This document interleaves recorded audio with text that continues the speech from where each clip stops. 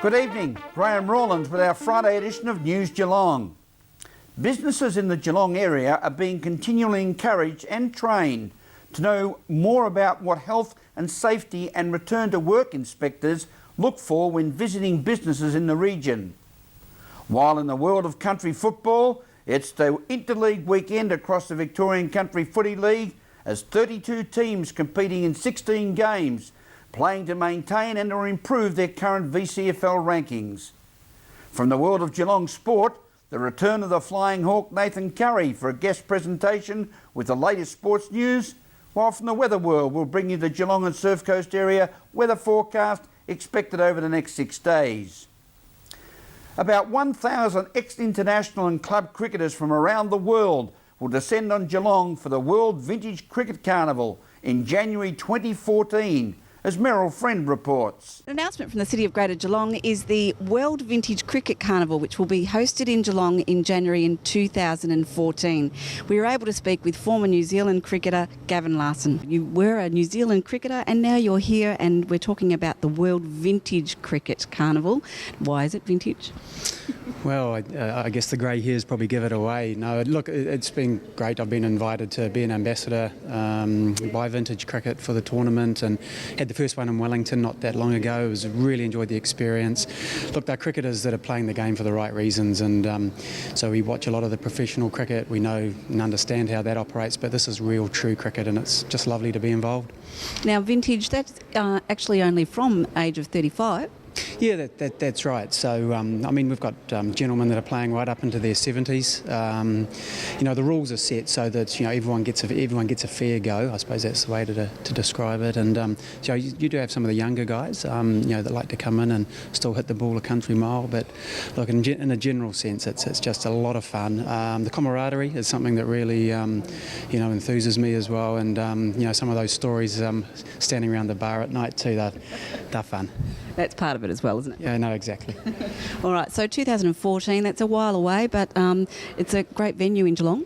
Yeah, it is. Look, lovely to be here, and you know, it's a chance to get around the city, meet you know, some of the shakers and the movers. Nice to be with the mayor today, and just to generally promote the tournament. Can't wait to get back here in a year's time. It is a long time, but you know, time flies as well. And when you're organising a major event like this, it's, you know, very, very important to be prepared. And Vintage Cricket do a great job, and you know, it's good to be involved, and hopefully I can play my part.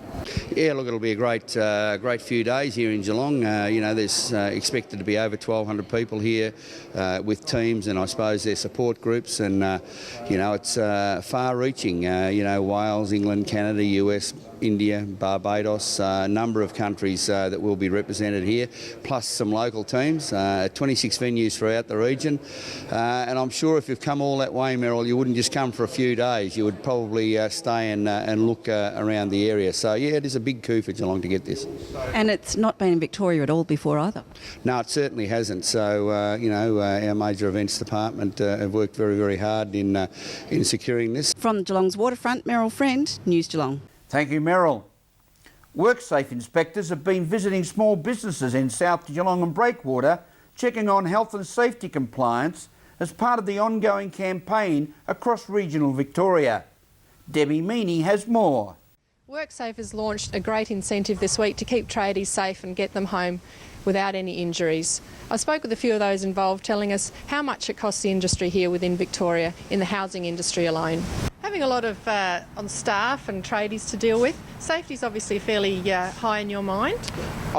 Without a doubt, it's incredibly important. I mean, and it has changed a lot over the years. I was only saying to the guys yesterday that you know, 15, 17 years ago when I was an apprentice and, you know, the supervisor at Hayden Bickett was an apprentice, you know, scaffolding on a residential site was really non-existent, and now it's part and parcel. It's just, you can't build these houses these days without a large quota of scaffolding and aluminium planks and ladders and stuff like that.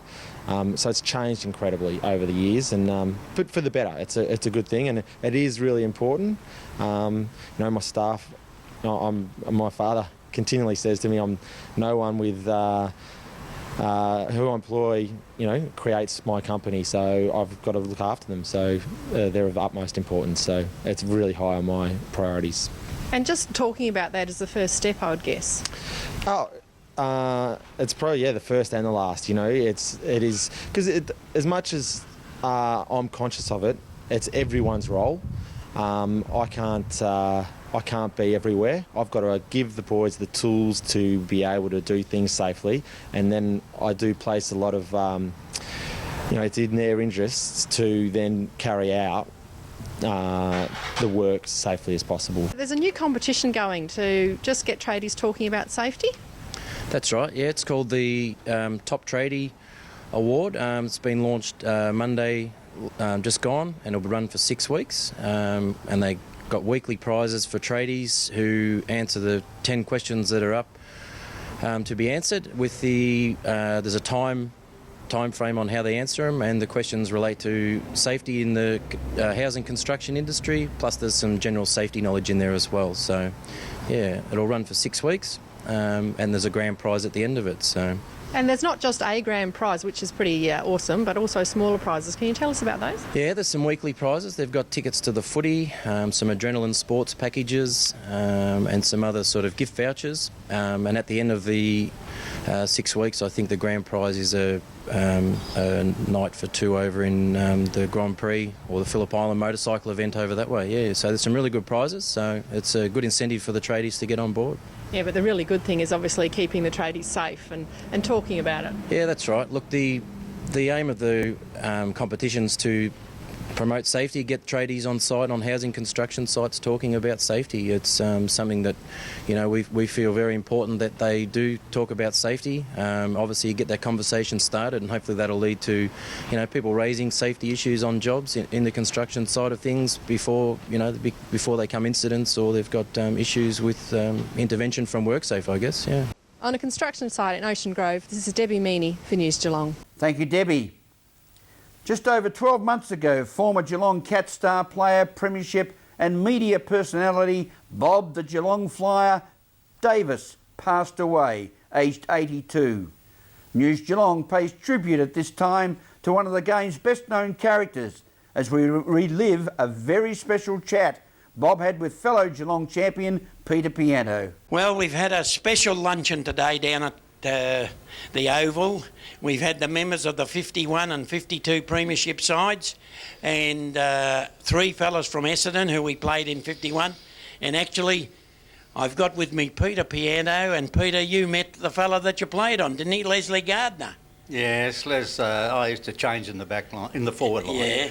Les was there, yes. Yeah. Well, what recollections have you got of playing in the premiership times? Oh, that's going back a long way, Wolfie. You know how long it is, don't you? Yes, it is a long time. Over 50 years. Yeah. But I think that you're talking about the grand final or... Yeah, I think the whole year was, particularly with Essendon, they were the team to beat. That was obvious. But and I had great duels with Nipper and Neil and I. Yes. We had great duels with Bill Hutchison and Tate. There was Greg Tate and... McEwen. Yeah. And they were known as the Mosquito Fleet for Essendon. Mm. And a lot of people today say that the combination of Neil and I was, something to it was Peter. But I think that the best combination I saw was the Essendon trip, the Mosquito Fleet. And Billy Hutchison, of course, was the top of the... Was the top of the tree. Oh, yes. Yeah. He was a great fellow and he was a great player. So we had lots of duels with them and they were good. And... you follow the club ever since you've been here. You've never sort of lost your allegiance or anything for them, Peter. You've been coach and you still follow them exactly the same. How could you not? That's right. I can't believe that the exchange of players today to other clubs. Yeah. I don't think... I'm looking back now and I honestly say I wouldn't have thought that any money that I'd have ever been offered to go and leave Geelong to play somewhere else, I couldn't have done it.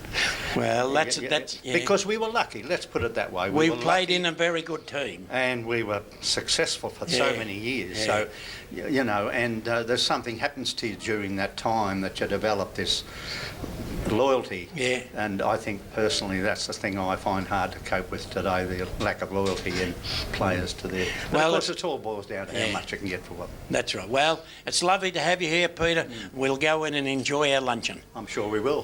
Thank you to our producer Noel Fanning for that something special. As we go to a break on this Friday edition of News Geelong, don't forget you can Twitter us on our Twitter account at NewsGeelong31 with your thoughts and comments.